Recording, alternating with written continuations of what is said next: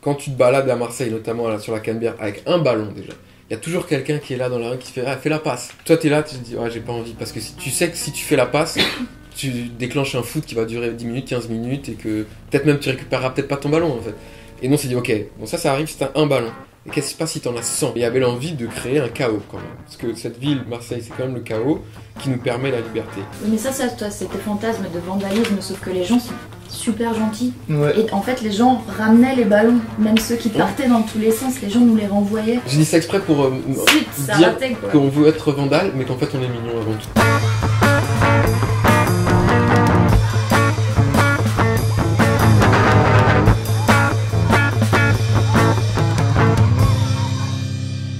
Un pantalon 1000 pattes gigantesque, un foot total, une soupe aux cailloux et d'autres choses très étranges.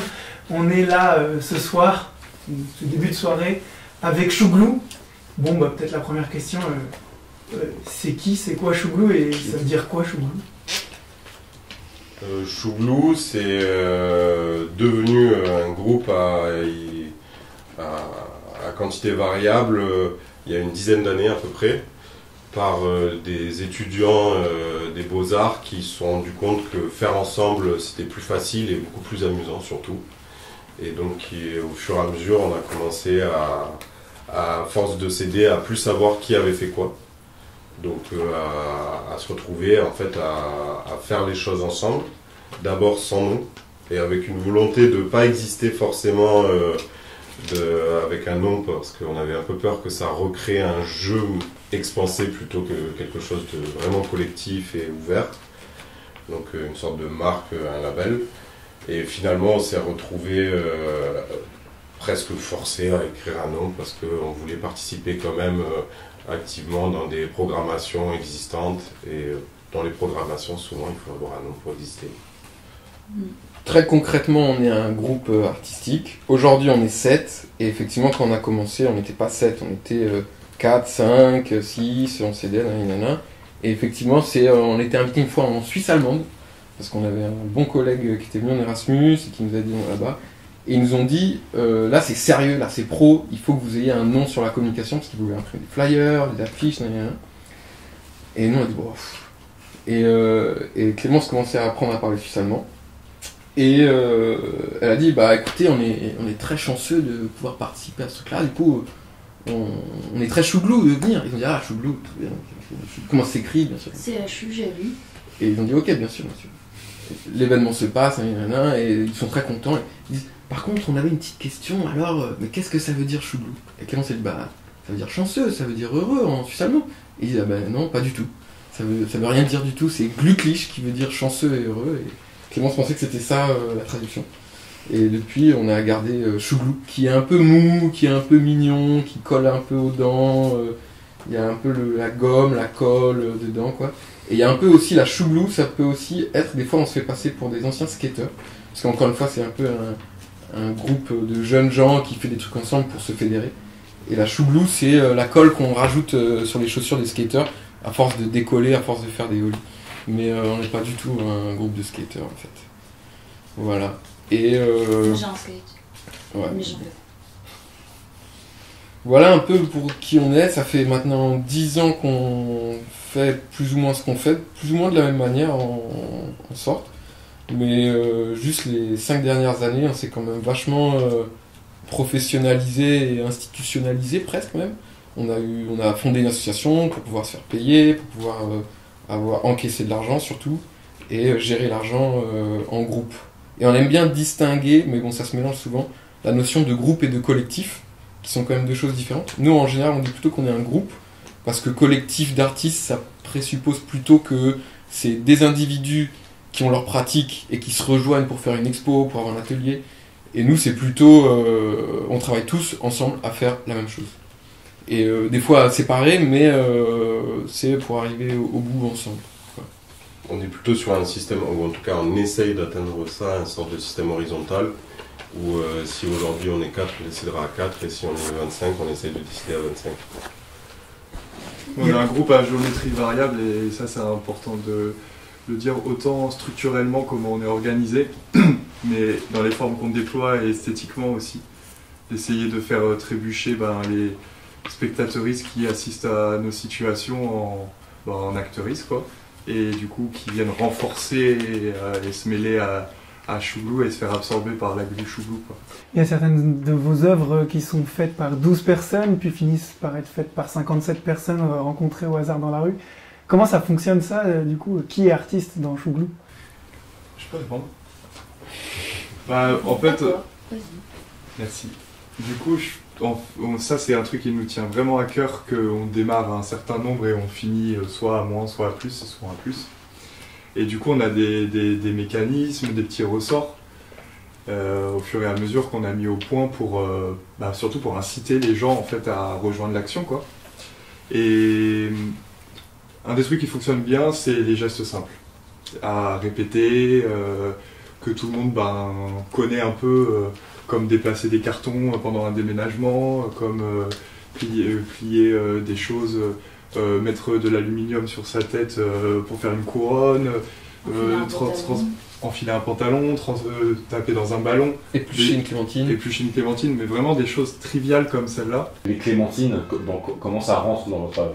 En gros, très récemment, là, on a été invité à Saint-Médard-en-Jalles à faire une célébration, ils voulaient qu'on fasse, et nous on s'est dit, on a eu un budget de prod, on s'est dit au début, on va kidnapper toutes les clémentines du marché, parce qu'on devait faire une célébration sur le marché, et du coup on s'est dit ça, on s'est dit on utilise tout notre budget de prod, on achète toutes les clémentines du marché, il n'y a plus de clémentines sur le marché, c'est nous on gère les clémentines, si les gens ils veulent des clémentines, ils sont obligés de passer par nous. Et on trouve surtout des interactions pour lier les gens, et avec nous, avec les clémentines. Et du coup on a réfléchi à plein d'actions à faire pour distribuer la clémentine, et comment la distribuer. Et très vite on s'est rendu compte qu'il y avait 10 quartiers dans une clémentine, du coup on s'est dit que la première chose qu'on ferait c'est de trouver 10 personnes pour manger une seule clémentine. C'est un peu un fruit du partage, quoi. On aimait bien ça. Le fait de devoir aller chercher les gens, c'est 100%. Je trouve, moi, en tout cas, c'est ce qu'on fait, c'est qu'on essaye toujours d'aller chercher les gens, parce qu'on a besoin du public, pour le ramener à nous et pour faire quelque chose avec, en tout cas. Et donc là, le truc des clémentines, c'était ça, trouver 10 personnes pour manger une clémentine. Tu peux pas manger ta clémentine si t'as pas 10 personnes. Et de là, on a trouvé un peu plein d'actions un peu différentes pour générer des interactions sociales. Moi, par exemple, je me suis mis les 2 bras dans le plâtre. C'était faux. Bon, là, on pourra reparler du théâtre après, jouer les rôles, tout ça. Mais donc, je me suis pointé et j'avais 2 bras dans le plâtre. En plus, mes plâtres, ils étaient mal faits parce que je sais pas faire le plâtre. Non, il y en avait 1 sur 2. Il y avait 1 sur 2 des plâtres qui étaient mal faits parce qu'ils étaient faits tout seul. Et donc, je me trimballais avec mes plâtres comme ça et j'avais un grand sac orange. Et j'allais au stand et je disais, bon, voilà, je veux 10 € de clémentine. Et le gars il me dit d'accord, ok, alors en même temps les clémentines, je fais ok, je mets le plat, donc je le prends, je mets dans mon sac, je dis bon, mon argent est dans ma poche, je peux me prendre le truc, et bon, j'avais mes clémentines, et maintenant il fallait que je les mange, quoi, ou en tout cas que je les partage. Donc je trouve quelqu'un, excusez-moi, voilà, est-ce que vous voulez pas m'éplucher ma clémentine, que je la mange? Ok, d'accord, il m'épluche la clémentine, après vous voulez pas me la donner à la bouche, galère, et vous en prenez un, et vous en prenez un, et ben voilà. Le mieux c'est qu'on soit 10, si on arrive à être 10, ça veut dire qu'on arrive à vraiment utiliser le fruit. On peut faire ça? On est combien là? 1, 2, 3, 4, 5, 6, 7, 8, 9 et 10 avec Clémence, ça marche. Allez, moi j'en prends un. Et on les mange tous ensemble en même temps, d'accord? On attend. Mais vous avez vraiment des problèmes? Je suis tombé en arrière et j'ai fait la seule chose à pas faire, c'est mettre les mains. Il ne faut pas mettre les mains en derrière quand on fait. Il vaut mieux tomber sur les fesses que sur les mains. 10, on a besoin de 10 personnes pour manger une clémentine. Venez manger un quartier, juste un quartier. Comme ça, on peut utiliser le pouvoir de la clémentine. Et donc c'était aussi, en tout cas, c'est ce que je disais un peu tout à l'heure aussi, c'est que c'est un peu le même mécanisme pour le déménagement. C'est trouver, nous, des actions qui nous dépassent. Déjà, nous, à nous 7, pour faire en sorte que les gens, ils nous voient galérer et que du coup, ils viennent se prêter main forte. Et ils viennent nous rejoindre pour nous sortir de la galère un petit peu. Il y a un peu l'image, moi j'aimais bien, qui revient, c'est la flaque d'eau. On va pas essayer de sauter à pieds joints dans une flaque d'eau pour essayer d'éclabousser les gens, on va juste se fracasser la gueule dedans, et là on va éclabousser les gens, et en plus ils vont venir nous aider à nous relever. Mais c'est pas juste burlesque, il y a un peu une stratégie politique derrière quand même.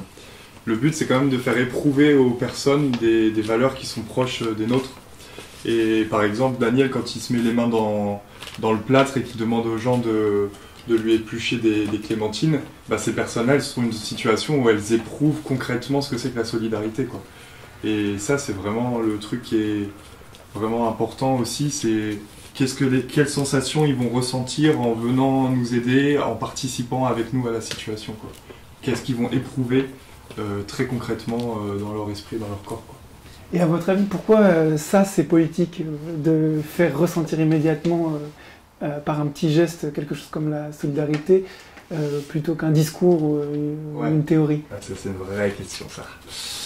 Là, ouais, ça, c'est important. Bon. Bah, là, déjà, il y a votre présence ici montre par elle-même que rien que le fait de raconter ces histoires-là sans dire que c'est politique l'est un petit peu. Et je pense qu'il y a quelque chose aussi qui nous tient à cœur, on n'arrête pas de le répéter, ça va être un peu la boucle, mais c'est les interactions sociales. Et en fait, aujourd'hui, on va dire dans le contexte actuel et de là où on vit, c'est devenu politique presque n'importe quelle interaction sociale qui va d'aller vers l'autre et d'aller vers l'inconnu. Ce geste-là, en fait, devient politique en dehors des moments de travail et des moments forcés, médicaux, administratifs. Mais c'est pas l'étymologie d'ailleurs de la politique, simplement, de base, c'est ça, non? C'est l'organisation de la vie de la cité. Il y a parler, il y a quelque chose de l'ordre de parler, ou de... D'interaction sociale. En tout cas, nous, comme on l'explique, c'est vrai que ce qu'on fait en général, c'est qu'on provoque une situation, on déclenche une situation qu'on a organisée pour générer un groupe mixte de personnes, donc nous plus des gens qui nous rejoignent, sans forcément savoir que c'est une œuvre d'art, et ce groupe-là s'autodétermine ensemble pour trouver la fin de la situation. Et ça, concrètement, c'est micro, hein. Nous on n'est pas sur des grandes échelles, mais on éprouve tous ensemble un peu l'organisation de la vie dans un petit événement, un petit groupe. Mais ce qui arrive généralement, c'est que le fait qu'on n'affirme pas, par exemple, qu'on est en train de faire quelque chose de précis, ça laisse la place aussi aux personnes qui arrivent et qui vont parler avec nous. Ça leur laisse complètement la place et le champ libre pour justement prendre des décisions ou juste même réfléchir sur le moment ou même carrément orienter, faire partir dans une autre direction ce qu'on avait prévu. Et nous, on reprend jamais le lead sur tout ça. Et on aime bien et souvent ne pas savoir jusqu'où on va pouvoir aller. Et le déménagement, c'était ça. On n'avait pas déterminé, par exemple, de points. Le déménagement, on est en 2016, on est encore aux Beaux-Arts à Marseille. Et je sais plus pourquoi, on décide de faire... C'était les galeries d'essai en extérieur. Voilà, galerie d'essai en extérieur. Donc on devait montrer notre boulot aux professeurs en extérieur. Et nous, on n'avait pas de galerie, pas de truc. Donc on s'est dit, on va se mettre dans la rue.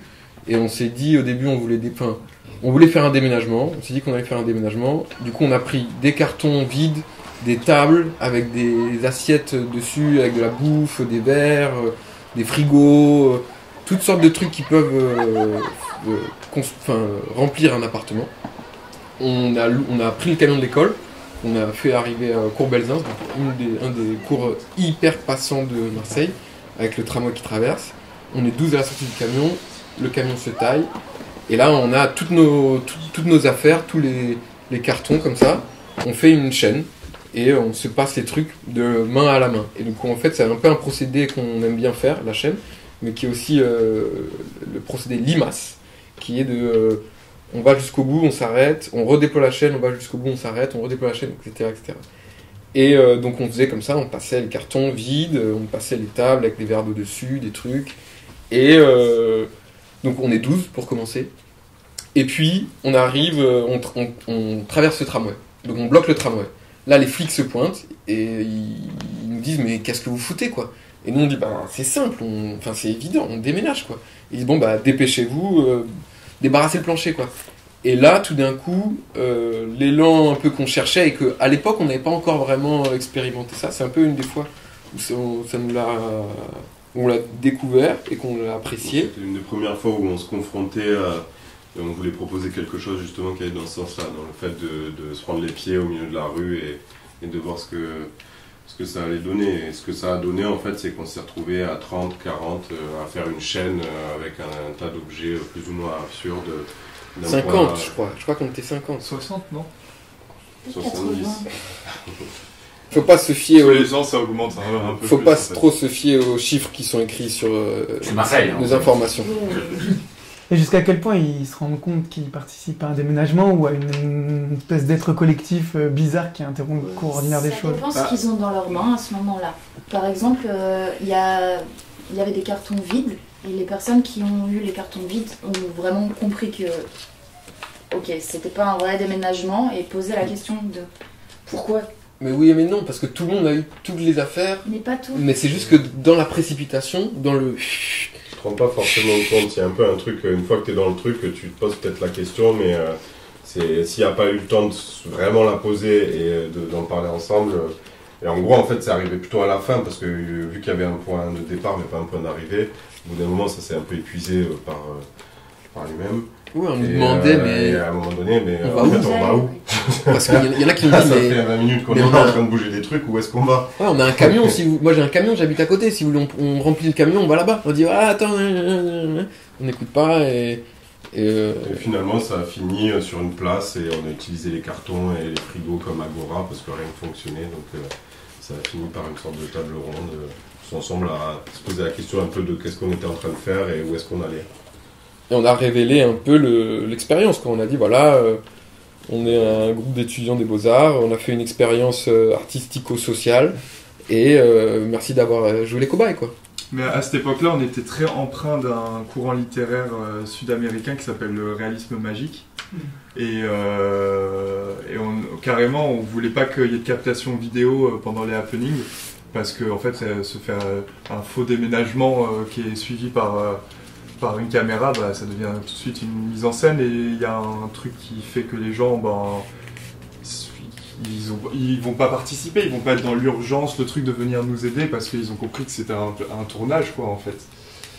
Alors ça, c'était quand même il y a quelques années. Maintenant, la captation vidéo dans l'espace public, elle s'est énormément augmentée, quoi. Tout le monde a son téléphone, tout le monde filme tout, et donc maintenant, on filme beaucoup plus nos happenings sur le moment, mais à l'époque, c'est carrément un truc qu'on voulait pas que ça soit filmé, presque. Et c'est aussi pour ça qu'on a commencé à écrire des Ouais. des témoignages, parce qu'on manquait de traces à l'époque, on n'avait pas beaucoup d'images et de... C'était une décision de notre part de ne pas en avoir, de ne pas prendre de photos, de ne pas faire de vidéos. Et là où ça a commencé à poser problème, c'est quand il a fallu faire des portfolios et du coup, parler de notre travail par mail sans le raconter nous-mêmes, c'était devenu compliqué. Et en quoi c'est un rapport avec le réalisme magique, ou à la magie en tout cas? Bah, c'est surtout le fait que... C'est un peu ce que je disais tout à l'heure. On est dans le réel. On est très clairement dans le réel, dans la rue en général, et on s'incruste dans ce réel-là avec une situation qui, de base, est normale. Un déménagement. Pour le moment, de l'extérieur, tu vois juste des gens qui déménagent. Et ça devient un peu magique, en fait, à partir du moment où tu te dis, ok, le carton il est vide, ok, on sait pas où on va, et en fait, ok, je me suis fait attraper par ce truc-là. Et tout d'un coup, il y a un petit truc magique. Et enfin, pour nous, à ce moment-là, en tout cas, le truc qui était magique, c'était très important qu'on sache pas qu'on est des artistes. Pour nous, il y avait la question de l'anonymat de l'action qui était hyper important. Parce que, en gros, c'est surtout Marseille qui nous a fait déployer et développer un peu ce genre d'action artistique. C'est que, en fait, des actions comme ça, on n'est pas les seuls à les faire. Et c'est pas des artistes qui les font. C'est la vie quotidienne de tous les jours. Des gars qui trimballent sur des diables, des piles et des piles de cartons. T'as l'impression qu'il y a tout qui va tomber. Et ça tombe. Et les gens, du coup, ils se greffent, ils viennent, ils aident, ils se baladent. Et ça nous plaît énormément. Et du coup, on a envie de le reproduire à différentes échelles et à différents endroits pour voir où ça nous mène. Et pour nous, c'est magique aussi parce que... Enfin, en tout cas... Ça dépend du point de vue quand même. Ouais, en fait, le truc du réalisme magique, c'est surtout d'être face à quelque chose que tu sais pas démêler le vrai du faux, quoi. Tu sais pas si c'est une mise en scène, parce qu'au final, on était quand même assez zélés. On se passait les cartons, il y avait un semblant d'organisation, mais au final, ça marchait pas parce qu'on n'avançait pas. Et du coup, c'est ça qui faisait que les gens ils se disaient, mais c'est des gags. Ils sont organisés, mais il manque un truc là. C'est comme si on savait pas faire le truc. Ouais. Comme je l'ai entendu plusieurs fois là, depuis le début, mais on se met en galère. Et là, le fait est que pour le déménagement, on a déménagé, mais en se passant comme ça les objets. Donc en faisant la chaîne humaine. Donc c'est absolument pas efficace comme manière de déménager, c'est bien au contraire, ça prend plus de temps. Moi je trouve que c'est efficace. Mais c'est comme dans le panier, quand ils voyaient un ballon arriver, un deuxième, un troisième, et qu'ensuite il y en avait 150 qui arrivaient. Attends, C'est- tu parles de quoi? Tu Là, parles c'est de la foot total? Ouais. Mais ça a changé de ballons. nom, tu vois, transhumance des ballons. Maintenant, La c'est pas la transhumance des transhumance ballons. des ballons. En fait, le foot total était l'idée de base et ça s'est transformé en transhumance des ballons pour diverses raisons obscures dont on ne peut pas citer devant la caméra Les tenants et aboutissants. les tenants et les aboutissants. Mais alors, Du coup, faut ça, c'est raconter. une action où on s'est retrouvé à reproduire une transhumance qui traverserait la ville avec une centaine de ballons qui est. Donc, des 150. ballons récupérés autour des stades, crevés ou abandonnés. Pendant 1 an et demi. La On a récolté pendant la un an. transhumance a duré 2 jours. Ouais. Et du coup, on s'est retrouvé pareil, en fait, c'était un peu la même volonté que le déménagement, mais au début à une dizaine, à pousser les ballons et à reprendre en fait avec cette vague de ballons les gens qui passaient et en même temps avec une sorte d'idée de retrouver à qui appartenaient ces ballons qui ont été perdus. Donc des fois on redistribuait et finalement des fois à récupérer la personne avec nous, à faire un bout de chemin, puis en fait ils repartaient avec un ballon. Et donc avec ça on a fait ça pendant 2 jours, on a cherché des lieux où faire dormir les ballons aussi, donc on s'est retrouvé dans des bars et dans des espaces chez des gens. Et finalement en fait là on est arrivé à un autre sur la Canebière et là on a fait ce qu'on voulait faire appeler foot total, c'est-à-dire déverser en fait le plus de ballons possible sur la Canebière, créer des cages de fortune et de faire un foot avec tout le monde. Et donc on a fait ça toute l'après-midi, on a joué au foot avec tous les gens qui passaient au milieu de la Canebière.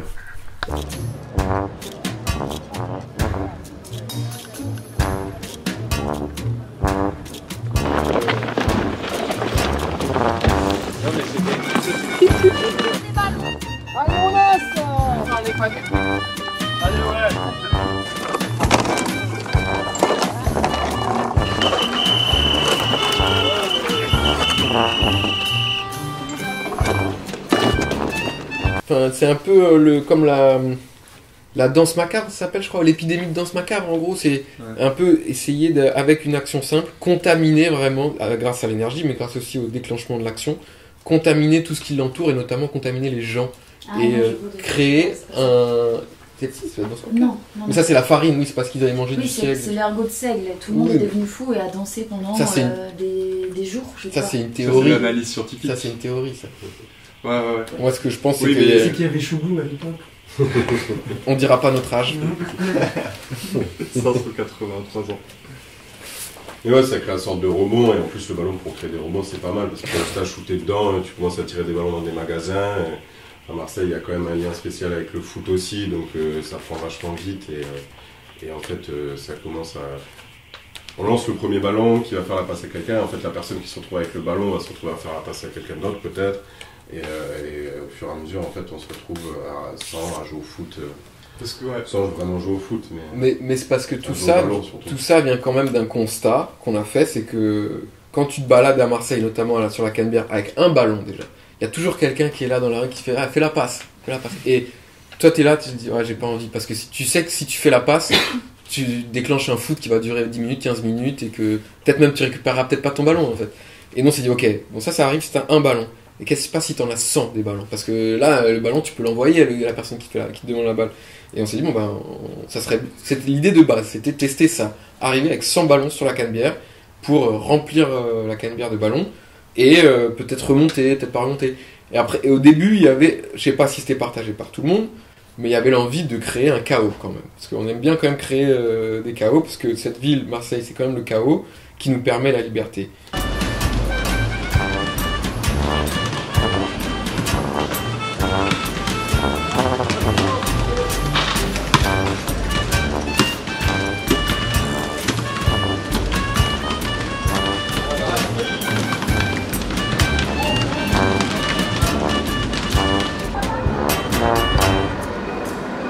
Et on n'est pas d'accord. Non, non. Mais l'idée à la base de ce foot total, c'était vraiment que ça shoote dans les vitrines, il y avait le commissariat, il y avait le McDonald's qui était à côté, on s'est dit que c'était un endroit parfait pour poser des cages face à face, tu vois. Mais ça, c'était fantasme de vandalisme, sauf que les gens sont super gentils. Ouais. Et en fait, les gens ramenaient les ballons, même ceux qui partaient dans tous les sens, les gens nous les renvoyaient. Mais Il y avait ce truc de... j'ai dit ça exprès pour Zut, ça a dire raté, quoi. qu'on veut être vandale, mais qu'en fait on est mignon avant tout.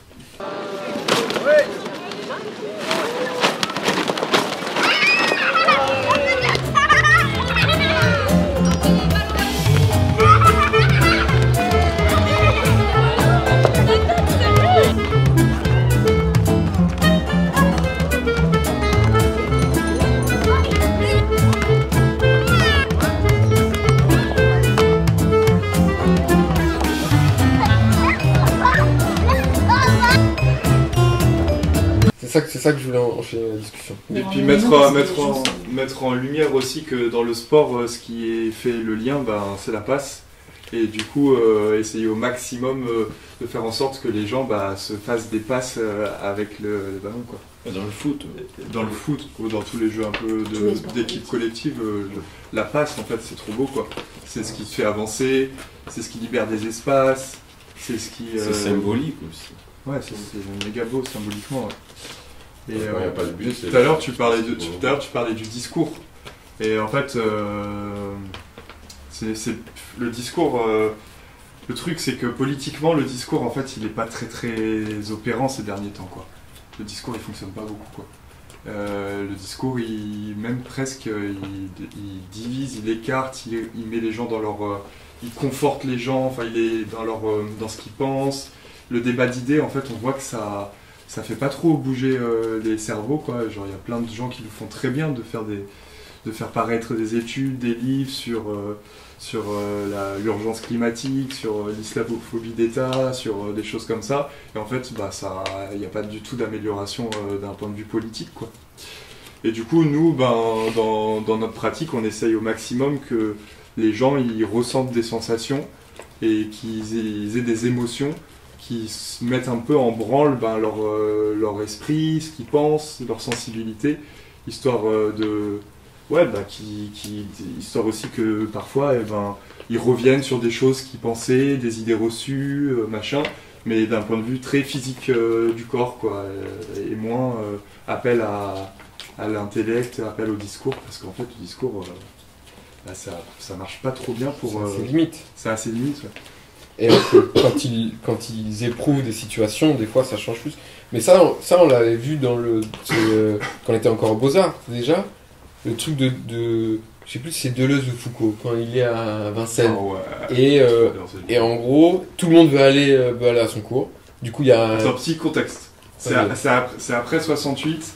Et du coup, ils ont déplacé la fac, qui est un des épicentres du soulèvement, à Vincennes, en dehors de la ville.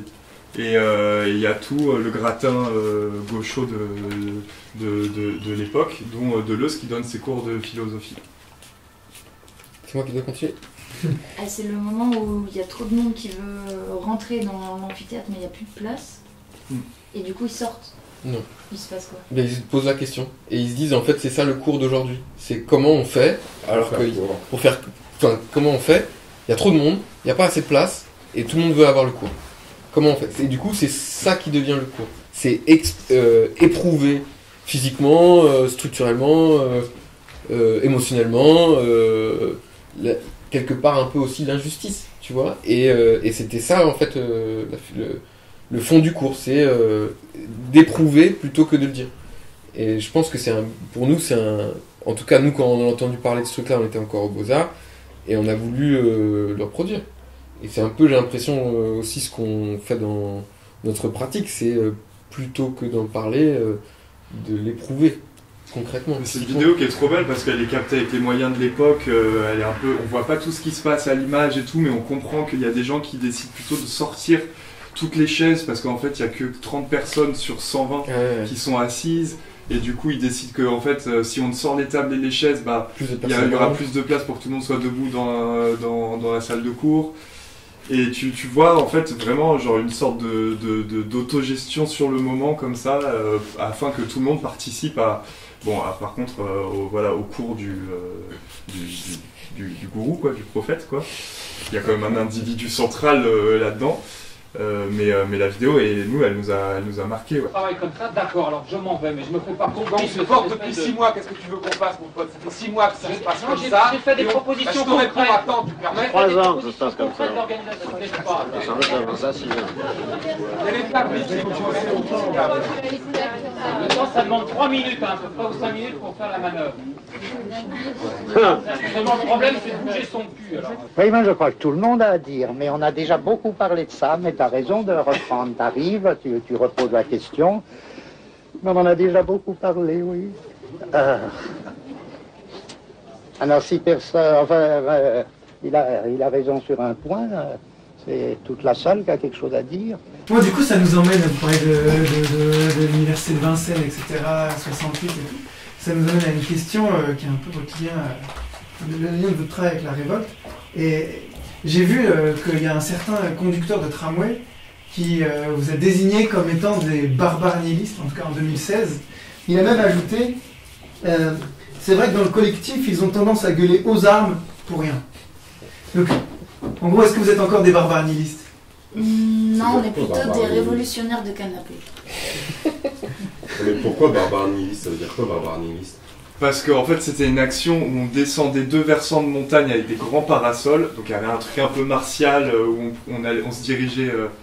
on encerclait un point de chute dans lequel on allait arriver. Il y avait vraiment, genre le public il était au centre de la vallée, sur une place, et il voyait de part et d'autre des collines, et nous on avait formé 2 groupes avec des grands parasols colorés, et on descendait en faisant clignoter ces trucs-là.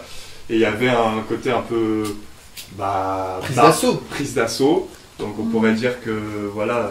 Invasion plutôt. Invasion. Donc, d'où le mot barbare. Donc les personnes qui se sentent envahies souvent, ils désignent les envahisseurs pour des barbares. Je sais pas si on peut dire ça. Bref.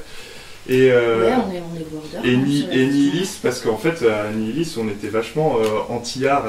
On était à l'époque, on était un peu en colère contre les formes plastiques, des beaux-arts, tout ce qui se... Et on croyait vraiment, on croyait pas du tout en ça, et on était là-dedans en fait. On évoluait là-dedans, dans ce champ de discipline, mais on était un peu syndrome de l'imposteur, qu'est-ce qu'on fout là? Parce qu'en fait, on croit absolument pas aux tableaux accrochés sur les cimaises, on croit absolument pas aux objets d'art, on était vraiment dans l'happening et dans la performance. Mais on avait une volonté profonde et sincère. Et c'est même tout l'inverse de l'humilité. C'est quoi l'inverse de l'humilité? La prétention. On avait la prétention d'être complètement révolutionnaire dans le monde de l'art contemporain. Alors que ça faisait 60 ans qu'il y a des gens qui faisaient des happenings. Ouais, mais c'est pas grave, on y croyait, c'est ce qui nous a animés pendant longtemps. Plutôt. Non mais après ce truc-là, en fait, ça nous anime toujours aujourd'hui, parce que au début, tu parlais de l'artiste, pas l'artiste. Je pense qu'on a plusieurs positions par rapport à ça. Mais pour le coup, je vais peut-être parler que en mon nom, mais moi je m'en fous un peu de ces questionnements-là en fait. Ça m'importe pas trop de savoir qu'est-ce que c'est de l'art, qu'est-ce que c'est pas de l'art, est-ce que je suis un artiste, est-ce que je suis pas un artiste, est-ce que toi tu es un artiste ou pas. Ce qui m'importe, c'est qu'est-ce qu'on va faire ensemble et comment on va le faire, et comment on peut créer un point de rencontre quelque part sans avoir un objectif qui soit normé ou normal, quoi. C'est rassembler par l'absurde, je pense que c'est ça qui est vachement intéressant. Et en plus dans le faire justement, et comment on se retrouve dans le faire, c'est justement essayer de sortir de cette idée qu'il faut avoir les mêmes idées pour être ensemble, et en fait on s'en fout des idées ou de ce genre de choses sur ce moment-là. C'est comment est-ce qu'on va faire ensemble pour réagir à une situation qui se passe. Et comme aujourd'hui ça n'existe pas forcément dans la vie de tous les jours, et ben on a décidé au fur et à mesure de créer ces situations-là. Ce qui est sûr que dit Pierre-Étienne, c'est que de toute façon, être un groupe artistique dans ce champ de discipline avec cette économie-là du monde de l'art, c'est révolutionnaire. Ça c'est sûr, c'est évident. Parce que faut voir déjà comment on est précaire, parce qu'on a décidé de diviser l'argent en 7, alors que si on avait été juste 2 dans Chouglou, ces 2 personnes en vivraient, quoi. Et en 7 si on est 7, en 8 si on est 8.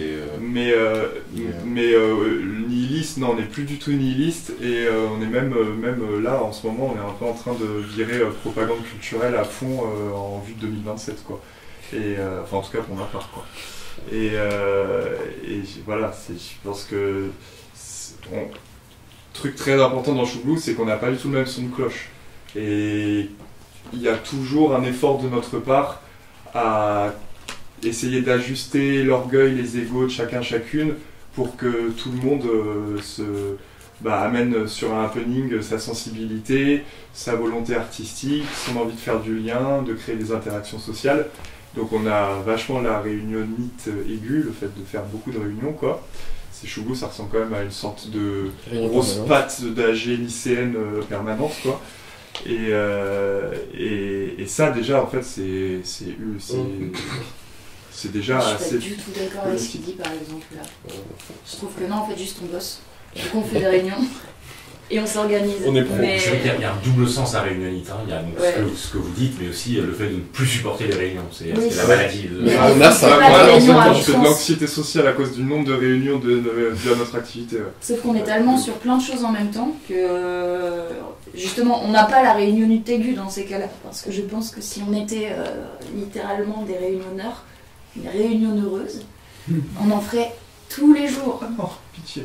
Bon, on Mais là, en on fait en tous fait les une jours. fois par On en semaine. fait tous les jours. Dans le fond, à chaque fois qu'on se voit, on est en Quand réunion. on mange, quand On rentre appelle chez plus ça nous. des réunions, d'ailleurs on appelle ça des discussions, comme ça détend Elio, il fait moins c'est d'eczéma.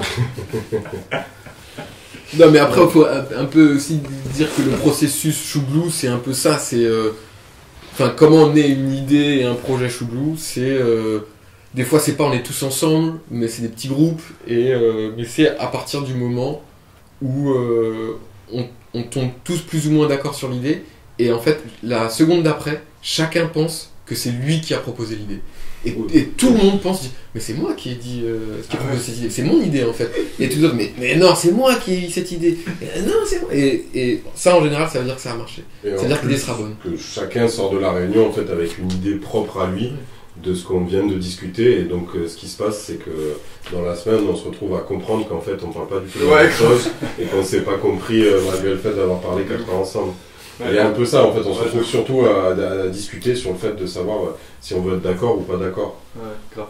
Et ouais, non, on aime bien prendre l'image du ricochet, du caillou plat, qu'il y a une première personne qui impulse, qui lance, et en fait il y a un nombre de rebonds que souvent, t'es toi-même surpris du nombre de rebonds. Et c'est vrai que la maternité, paternité du coup des idées, au fond, on peut pas la...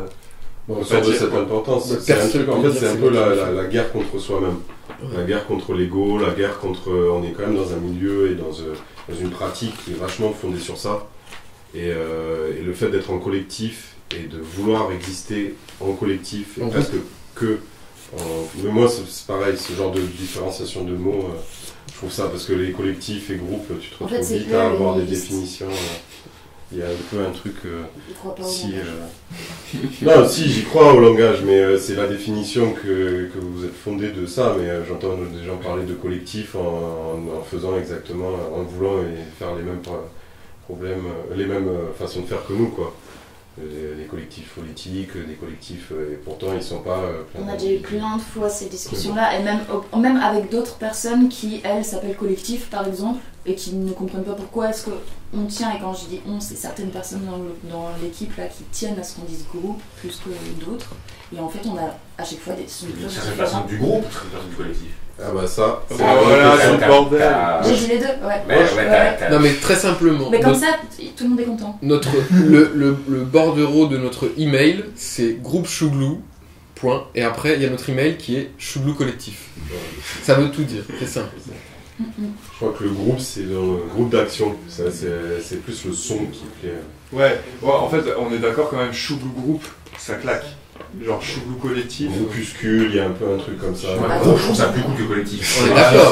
On est d'accord. Mais il y a aussi le fait que des collectifs d'art, c'est la mode en ce moment. Tout le monde veut être un collectif d'art, c'est sexy, c'est cool, c'est tout. Mais dans le fond, nous, on n'a pas l'impression qu'on fait la même chose qu'eux, tu vois. On a l'impression que nous, on est comme une équipe de foot. On joue pour gagner, tu vois. Enfin, on joue pour jouer surtout. Il y a aussi un peu ce truc de tenir absolument à se singulariser. On n'est pas comme les autres. D'accord ? Donc on est en groupe. Voilà. Du coup, on a parlé de la réunion comme forme d'art, forme politique, forme d'art.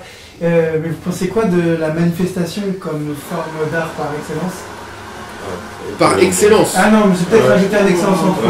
Non mais, alors pour rebondir sur je recommence la question. Vous pensez quoi de la manifestation comme forme achevée d'art ? Comme forme à chevet d'art. Non, bon, bref, vous pensez quoi de la manifestation comme forme d'art? Il faut aller en manif, il faut prendre la rue, il faut faire la fête en manif, il faut que ça soit jovial et fédérateur avec la manif. Non, mais... Non, mais on va raconter la manif des enfants. Pourquoi il faut cette avant de parler de la manif des enfants, il n'y a pas longtemps dans les milieux militants, bon, on est tous un petit peu chacun à notre échelle militant, mais j'ai entendu une phrase qui est super et je pense qu'il faut qu'on l'utilise. C'est de dire que tu rentres dans le militantisme par conviction, mais tu y restes par amitié, par amusement, par je sais pas, par passion en fait. Tu rentres en militantisme parce que tu as une colère, tu y restes parce que tu t'y amuses. Parce que tu as de la joie. Parce que tu as de la joie. Voilà. Et que si tu es énervé toute ta vie, tu t'épuises et t'épuises les autres, et en fait après tu n'es plus militant. Et si tu trouves la joie... dans ce que tu fais, bah, tout d'un coup, c'est une joie d'être militant, et si tu fais les choses avec joie, la joie, ça contamine, en fait. Nous, c'est un peu ça qu'on s'est rendu compte, et encore une fois, contaminer, pour nous, c'est très important. Genre, pour nous, on a... Enfin, là, je vais parler pour moi, et je pense aussi pas pour Elio, parce que c'est lui qui m'a influencé là-dedans, c'est qu'on a très envie d'être des influenceurs, en fait. Mais des influenceurs d'énergie. En fait, de donner de l'énergie, de transmettre de l'énergie, de contaminer les gens avec l'énergie, de se rassembler, de se fédérer, de se rencontrer dans la rue, de s'aider, de parler, de faire des interactions sociales, et en fait, au bout du chemin, changer le monde, quoi. Et petite échelle, forcément. Mais la manifestation n'est pas forcément la meilleure chose, et on en a fait une expérience, et on en a un peu une preuve, comme quoi, artistiquement, ou en tout cas faire une œuvre d'art, une manifestation n'est pas forcément... efficace. Est-ce qu'une manifestation n'est pas plus intéressante sous forme d'œuvre d'art? Bon, alors si, peut-être. Lu sous forme esthétique. Est-ce qu'une manifestation, c'est pas une performance esthétique, un peu performance Si, bien sûr. Je pense que c'est ça qui nous a plu. Pour revenir sur ça, en fait, on s'est retrouvés dans un programme pour faire des ateliers dans les écoles. Donc sur 2 écoles à la Belle de Mai, avec Kalina et Révolution. Et avec 4 classes du coup dans ces écoles. De CM2. Et on avait une petite idée en tête qu'on avait déjà essayé de faire, mais qui avait moins bien marché, mais qui était de créer la République des enfants autoritaires. Donc de repartir un peu à la base des fondements et de faire en sorte qu'on recrée quelque chose, en tout cas pas nous, mais nous et les enfants réussissions à créer une forme de République nouvelle, et autoritaire, parce que les enfants sont les êtres les plus autoritaires qu'on connaissait. Je complète ce que dit Pierre-Etienne. Il y a un truc qui est intéressant aussi dans ce... En fait, c'est que intervenir en atelier dans des centres sociaux, dans des écoles, quand la pratique artistique personnelle, c'est du happening et de la performance, et que en fait la plupart des ateliers créatifs dans ces contextes-là, désolé, je suis un peu dénigrant, mais c'est la fabrication de colliers de pâtes et voilà quoi. Et ben ça sous-entend que tu arrives dans une classe où il y a déjà des codes et tout machin, et tu dois essayer de proposer quelque chose qui fédère, et la manifestation pour le coup, c'est intéressant parce que tu fais corps, tu fais une unité avec tout le monde. Et puis nous, on s'y retrouvait parce que du coup, on était vachement en lien avec notre pratique un peu personnelle du happening, quoi. Du coup, vous avez organisé une manifestation avec des petits-enfants, c'est ça? C'est pas exactement ça. En gros, on devait faire des ateliers d'art plastique dans 4 classes de CM2. Nous, on est arrivés, on s'est dit, on va pas faire d'art plastique, on va discuter. Donc on arrive là-bas, et on commence par leur dire, vous avez des frites à midi? Ils ont dit oui. On a dit, vous savez que nous, à notre époque, quand on était en CM2, il n'y avait pas de frites à la cantine. Jamais, nada. Et en fait, on s'est battus concrètement, on a fait des manifestations, des sittings, des grèves, et on demandait des frites à la cantine. Et on a gagné. Et si aujourd'hui vous avez des frites à la cantine, c'est grâce à nous, il y a 15 ans, il y a 20 ans, qu'aujourd'hui vous pouvez savourer ces bonnes frites à la cantine. On a commencé par leur dire ça. Après, on leur a dit... Je fais une petite interlude. En gros, pour la forme plastique, on a vendu à nos engageurs du coup la forme d'un film et aux profs, pour avoir en fait un cadre extrêmement libre, de pouvoir pas faire forcément de l'art, parce qu'il y avait le film qui justifiait la position de la création en fait, donc l'image. Donc on est arrivé en fait face aux enfants en disant voilà, on va faire un film avec vous sur vos revendications. Et d'où ce procédé ce dont parle Daniel, qui a été une des formes qu'on a abordées avec les enfants, de jouer un peu sur la fine barrière où on va mentir aux enfants. Et en fait, ils savent très bien qu'on leur ment. Les enfants se rendaient compte que c'était un mensonge, et en même temps, ils avaient envie d'y croire. Donc il y avait un peu une barrière comme ça assez fine où en fait on joue, on est assez honnête, ils nous demandaient c'est vrai ou pas. Moi je pouvais dire bah non c'est complètement faux. Et Daniel pouvait dire mais oui complètement, c'est complètement vrai.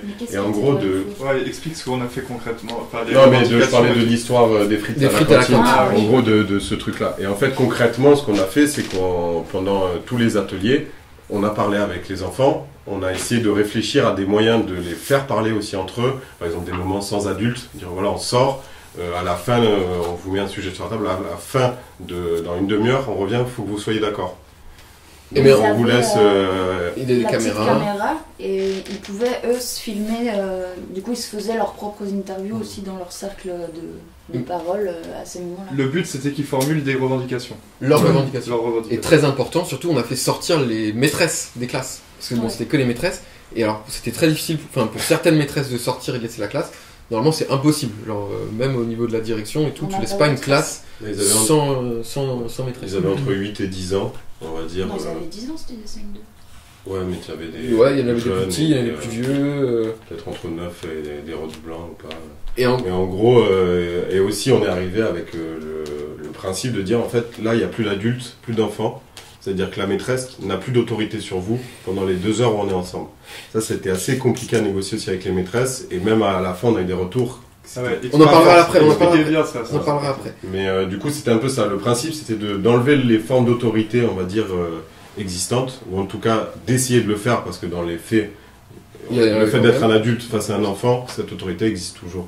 Mais en tout cas, d'essayer le plus possible enlever cette autorité et de trouver tous les moyens possibles de le faire. Donc il y avait eu ça, d'organiser des débats où les adultes en fait maîtrisent pas la parole des enfants et c'est les enfants qui maîtrisent aussi la parole des adultes. Donc on va essayer d'échanger, on va essayer de parler, de pas forcément exister. Et du coup ça a duré pendant... on a fait 4 ateliers, ça allait très très vite et on a fait du coup revendications, qu'est-ce que c'est qu'une revendication, qu'est-ce que c'est vos revendications, donc en fait quels sont vos problèmes. Donc à l'école, à la maison, dans la rue, quels sont peut-être les problèmes des adultes et qu'est-ce qu'on peut changer, quelles solutions on peut avoir. On a quand même essayé de un tout petit peu de les cadrer sur certaines choses parce qu'au début quand tu demandes à un enfant c'est quoi tes revendications, en fait il parlait de trucs hyper anecdotiques. Par exemple, ouais mon frère il est méchant avec moi, nanana. Mon frère il a les doigts qui sortent le shit surtout. Ouais, il y avait vraiment des petites choses comme ça hyper anecdotiques et on les a un petit peu juste recalés sur Si on doit, par exemple, faire des affiches, parce qu'à la base, ils voulaient faire des affiches, parce qu'il y a eu pas mal de choses qui étaient en rapport avec l'école. Mais c'est pas si anecdotique que les doigts sentent le shit. Non. Enfin, ce que je dis, c'est que du coup, oui, on peut pas mettre... On a essayé de nourrir un peu, en fait. Il y avait un peu de ça, parce que c'est vrai qu'au début, ça a un peu mis du temps à se mettre en route, parce qu'en fait, ça reste des enfants, et le fait de s'exprimer et d'avoir la parole et la réflexion... À cet âge-là, c'est pas encore ce qu'on leur apprend. On n'a pas encore appris ça. Et même, c'est presque l'inverse. On les empêche d'avoir ça. On leur dit, apprends ta leçon, écoute, n'aie pas ton avis, en fait, tu verras quand tu seras plus grand, etc. Donc on a essayé de trouver des moyens un peu de débloquer ce petit blocage-là qu'il y avait de donner son avis et de réfléchir même à son avis. Et ce qu'ils ont fait pour ça, c'était de créer leur slogan à partir de l'idée qu'ils avaient envie de revendiquer. Et on a eu plein de choses. C'est à Cadenas où ils parlaient des gens en bas qui buvaient de l'alcool sur la place. Ça les énervait. Et du coup, ils avaient vraiment... parce que eux, leur classe donnait sur la place. La placette. Et du coup, c'était très bruyant. Il n'y a pas... Vraiment. Insert, il n'y a pas wesh. Obligé. Oui. Et du coup, voilà, ils ont fait leur slogan. Donc je sais plus ce qu'il y avait dans cette école-là. Stop à l'alcool et à la cigarette. Ouais. C'est net, pour tout le monde. Genre, l'alcool et la cigarette disparaissent du monde. Plus personne ne fume, plus personne ne boit. Ça, c'était une revendication qui assez autoritaire, était récurrente. Et il y avait des choses, même, enfin après c'était les plus mimi, on va dire, qui parlaient de la planète. Il faut sauver la planète, il faut faire attention. Il y en a qui disaient... Au final, ils reproduisaient un peu les paroles des parents. Oui, ce qu'ils imaginaient que... Faut arrêter de manger les animaux, des trucs comme ça. Il y avait la grosse feuille de cannabis, fumez pas de cannabis. Non, faut pas fumer de shit. Et il y avait aussi des trucs, les slogans en tout cas les plus catchy, c'était dans la cour, on transpire, une piscine pour nous stop au kidnapping, on veut du Burger King. Et mon préféré, c'est y en a marre de Victor Hugo, on veut étudier Naruto. Tu viens d'inventer les 4, t'abuses de fou. Regarde le film, c'est exactement ça. Il y avait surtout les kidnappings, stop au kidnapping, on a eu quand même. Sur des panneaux, des pancartes avec des camions dessinés, avec des gens cagoulés dessus, avec écrit stop au kidnapping. Et c'est pour ça qu'on a appelé en fait le film On n'est pas des rôtis. Oui, voilà, parce qu'en fait, ils ont inventé une chanson où dans la chanson ils disent arrêtez de nous ligoter, on n'est pas des rôtis. On n'est pas des rôtis. Sortez pas la nuit si vous voulez pas finir ailleurs qu'ici. Mais donc, on fait ces slogans, on a nos slogans, du coup on se décide de mettre ces slogans sur des pancartes, donc on a nos pancartes, et vient le rendu de toute cette expérience, et là on se dit ok, on va faire une sortie scolaire avec tous les enfants pour les faire aller manger un barbecue que nous on leur fait, barbecue à la friche de la Belle de Mai, donc les gens qui payent tout ça. Et on se dit mais bon... il va falloir qu'on transporte nos pancartes, il va falloir qu'on essaye de chanter nos slogans. Et donc, c'est pour rien, quand même. On déclare notre sortie scolaire en manifestation politique à la préfecture. Donc on est censé avoir normalement 2 voitures de flics qui nous protègent en fait. On a l'interdiction de marcher sur la rue, donc on est censé prendre les trottoirs. Chose, on savait très bien à Marseille, et notamment dans ce quartier-là, sur les trottoirs, et ben en fait il y a des voitures qui sont garées là. Et donc on n'avait pas d'autre choix que d'emprunter la rue et de bloquer pendant les 2 heures de cette sortie scolaire / manifestation politique déclarée en préfecture, et de battre le pavé en fait, et de faire la meilleure sortie scolaire de la vie de ces enfants, et la nôtre aussi surtout, en chantant, dansant, criant. Au final c'était une manifestation hyper joyeuse. Et comme on n'en voit plus trop dans les... Et hyper efficace dans le sens où... Ça faisait du bruit, mais alors un truc de fou.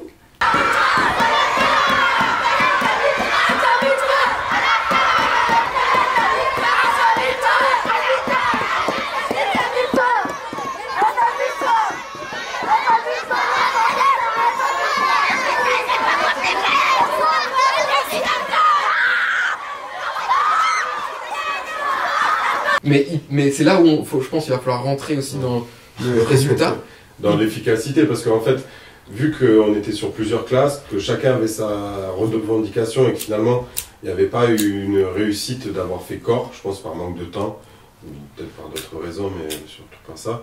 Donc on se retrouvait en fait avec 20, 30 slogans différents qui étaient hurlés en même temps et qui étaient portés avec la même ferveur et la même force. Et donc on s'est retrouvé avec une sorte de cacophonie d'enfants qui hurlaient, qui reproduisaient des gestes de manifestation de grands, mais expansés parce qu'il y avait une pancarte chacun. Vraiment, tout le monde avait fait sa pancarte parce que tout le monde voulait faire sa pancarte et tout le monde voulait crier. Donc on se retrouvait avec plus de pancartes presque que de manifestants et avec des enfants. Et donc tout le monde sortait en se demandant qu'est-ce qui se passait, les enfants qui gueulaient. Et c'est là où on vient dans l'efficacité. C'est que finalement, la forme a pris le dessus sur le propos.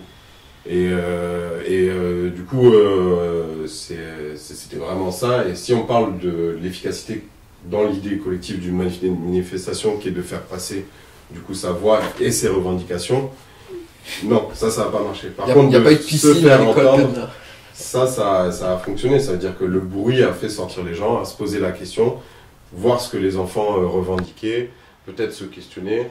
Et ce qui est super quand même, c'est que là même, Jérôme m'a dit ça tout à l'heure, ça fait 2 ans qu'on a fait ça, et c'est les minots ils habitent dans le quartier, parce qu'on est à la Belle de Mai ici, et on recroise des minots qui étaient là à la manif des enfants, et ils nous disent là, parce qu'ils viennent de rentrer tous au collège, la CPE, elle a fait ça, du coup on a décidé de faire une grève, on va faire une grève la semaine prochaine. Et on dit, putain, c'est trop bien.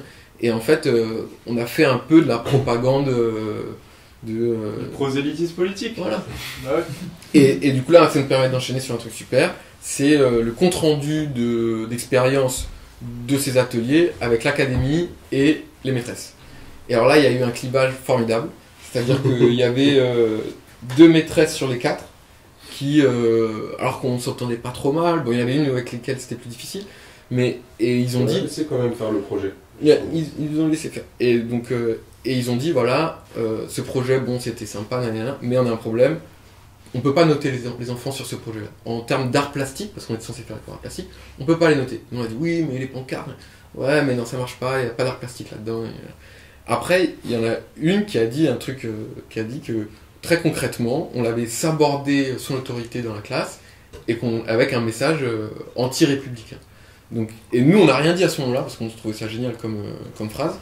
Et c'est même pas nous qui avons répondu, c'est les 2 autres maîtresses qui avaient trouvé le projet formidable et qui se sont mis à faire de la politique et à s'engueuler devant l'académie qui était là et à dire ah mais non, c'était super, tous les enfants qui étaient hyper timides, qui on n'a jamais entendu prendre la parole en classe, tout d'un coup ils parlaient, ils se sont révélés, ils ont tous eu des idées à penser par eux-mêmes. Moi j'ai validé ça sur les feuilles de compétences, on pouvait prise de parole individuelle, réflexion. En plus de ça, nous ce qu'on veut leur proposer aussi comme forme de notation, c'est de dire faites une notation collective en fait. Notez tout le monde de la même manière. Vous avez une classe entière qui a fait quelque chose ensemble, trouvez une note collective. Mais ça ne rentre pas dans les cadres administratifs de notation, quoi. Ils ont acquis une conscience de classe? Oui et non. Oui et non. Bah, ils savent dans quelle classe ils sont, hein. C'est les CM2B, ça ils connaissent leur classe. Mais c'est pas de celle-là. Mais ça va venir, ça va venir certainement. Ouais. On n'a pas tant abordé ça, parce qu'en vrai on a plus abordé les formes que le sens. Dans ce qu'on proposait pour justement essayer de ne pas orienter les trucs. Et puis la conscience de classe, elle n'est pas forcément théorique. Oui, c'était une blague. Je pense que j'étais pas sincère. Je pense que ces enfants-là, chez LE, elle est très intuitive et la conscience de classe, elle existe, mais elle n'est pas formulée et conscientisée de la même manière que... Non, c'est plus des trucs plutôt encore très enfantins dans le... Même limite, ils vont se boulir, je sais pas, comment on dit? Bully? Oui. Détester. Et tu sais... Se provoquer. Harceler, ouais, ils se font un peu du harcèlement, de la victimisation, mais comme font les enfants, c'est pas méchant, c'est pas grave, quoi. Plus ça, leur truc. Un des grands apprentissages de travailler avec les enfants, c'est... parce que c'est... Bon, ça reste des enfants, souvent plein de sucre, donc il faut réussir à les cadrer, il faut réussir à les canaliser, à avoir leur concentration. Et du coup, faire appel à Naruto, faire appel à leur imaginaire, ça aide grave à ce qu'ils soient sensibles à ta proposition et à travailler ensemble avec nous les intervenants, quoi. Et ça, c'est un truc avec les adultes aussi, on aimerait bien, enfin moi j'aimerais bien qu'on mette ça en place dans les futurs happenings Chouglou, réussir à... je sais pas, à trouver des petits éléments de la sensibilité politique de confus, droitardés ou quoi, et de réussir à leur faire des petits clins d'œil pour les faire réfléchir, pour mettre en branle un petit peu leur esprit, quoi. Donc s'il faut utiliser, genre saupoudrer un tout petit peu nos happenings d'un petit élément, genre qui aujourd'hui est complètement surinvesti par la droite, notamment, je sais pas moi... le mérite, le drapeau français, la baguette de pain, l'espèce de tradition régionaliste bizarre, revisitée, trop chelou, et go quoi, parce qu'il faut réussir au maximum à ce que ces gens-là, ils turnent, quoi. Ouais. Toi t'aimes bien la question immorale, quoi. Pas fonder nos actions sur la morale et chercher... Pour nous, gens de gauche, s'il faut mettre dans nos happenings un petit élément, mais là je parle vraiment d'un truc super dosé. Hein. Mais c'est-à-dire qu'on pourrait faire une chorale où on chante la Marseillaise, par exemple? Oui, ça serait super. Mais venez le 22 mars à Jeanne Barret, on va faire une chorale où on chante la Marseillaise. Où on écorche même la Marseillaise. Parce qu'on chante très mal. On va brailler la Marseillaise. Et ouais. Mais par exemple, l'exemple de quoi Tu veux faire de l'appropriation?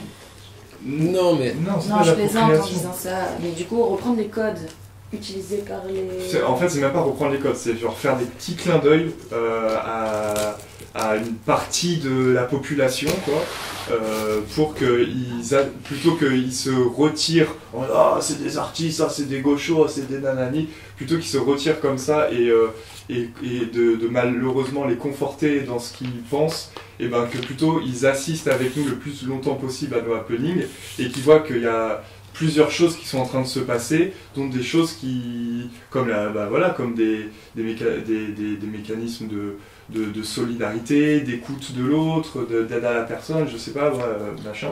Tu veux faire du dog whistle à l'envers? Ouais, un peu, ouais. Carrément. Mais après, toi, c'est comme ça que tu le vois. Moi, je sens qu'avec justement l'absurde et en sortant justement des idées en fait concrètes et des codes, c'est-à-dire vraiment de retrouver un truc dans le faire concret Et justement, dans le faire qui n'est pas lié à un mouvement politique ou à une idéologie politique, en fait. Mais jamais revendiquer des idées politiques là-dedans, par contre. Oui, mais complètement. Mais justement, en sortant de ça, moi, je pense que c'est déjà ça, en fait. T'as pas besoin de reprendre des codes ou de... Bah, c'est pas sûr, tu vois, à Saint-Médard, là, on a fait une action, une des dernières actions de Choublou qui s'appelle Pas de quartier, où on a fait pendant 4 heures plusieurs gestes créatifs avec les clémentines dont on parlait. On a eu énormément de réactions très différentes de plein de personnes. Mais qui définissent pas leur bord politique. Par exemple, il y avait pas mal de gens par exemple, je suis sûr qu'il y a des gens, on les a, convaincus que ce qu'ils pensaient, c'est-à-dire les idées reçues qu'ils avaient sur les artistes, en mode c'est des bourgeois qui s'ennuient, nanani, nanana. Je suis sûr qu'il y en a certains, on les a peut-être confortés là-dedans. Mais il y en a d'autres. Payés par leurs impôts en plus. Et payés par leurs impôts, oui, c'est ça aussi, parce que... Ça revient souvent, ça. Ça revient souvent, l'argent public, ça sert à ça, j'espère qu'ils touchent pas des subventions pour ça, et tout, nanana. Donc, bah ouais, mais malheureusement, c'est un peu des idées reçues qui sont ultra prégnantes dans l'esprit de la population, et du coup, si on a envie de réussir à faire un peu changer ce genre d'idées reçues, et ben c'est possible qu'à certains moments, il faille que l'art s'empare de ce que nous, à gauche, on considère un petit peu comme parfois immoral. Il reste plus beaucoup de batterie dans cette caméra. Peut-être je pose une dernière question et on finit ici. Question un peu random, mais c'est qu'est-ce que vous avez envie de dire à un autre groupe collectif d'artistes qui font des happening théâtre, mise en scène de la vie quotidienne, suspension du temps, etc. Continuez et faites mieux. Peut-être. Faites mieux. Toujours. Mais nous aussi, on se le dit, surtout à nous.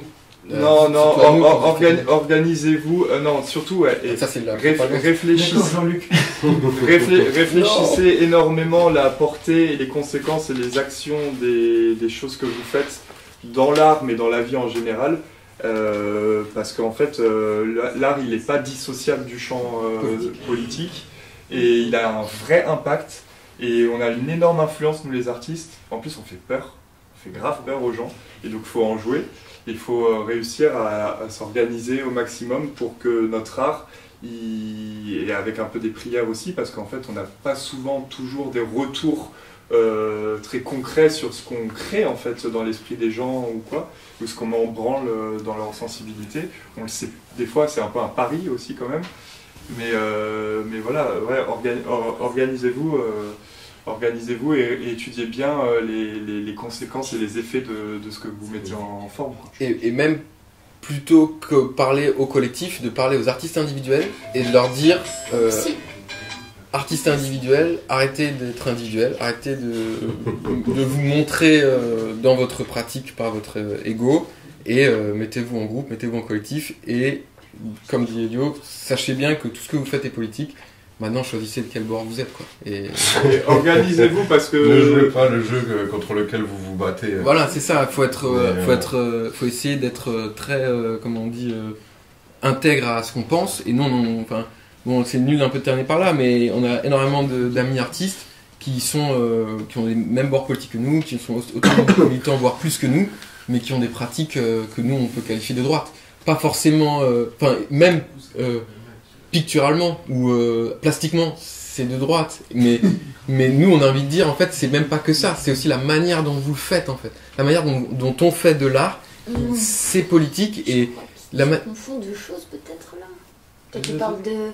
Quand tu dis c'est de droite, généralement, ça engage de l'argent. Ouais. Ça engage une posture, ça engage quelque chose qui est plus en lien avec ce qui est devenu le marché de l'art aujourd'hui, plutôt que concrètement... Une tradition, de faire comme on fait quelque toujours. Quelque chose de réellement politique. Ouais, c'est capitaliste. C'est juste ça. C'est aussi utiliser les méthodes des mécanismes, des ressorts. Ouais. Et de garder toujours les mêmes, et de réappliquer les mêmes choses qui sont déjà faites, et de continuer. Et nous, moi ce que j'ai envie de dire à ces gens-là, c'est faites autre chose. Nous on est très imprégnés de Robert Filiou. L'art c'est ce qui rend la vie plus importante que l'art, et il avait fondé un parti politique qui s'appelait l'autrisme, et qui était de dire toujours, vous faites quelque chose, c'est bien. Maintenant, faites autre chose.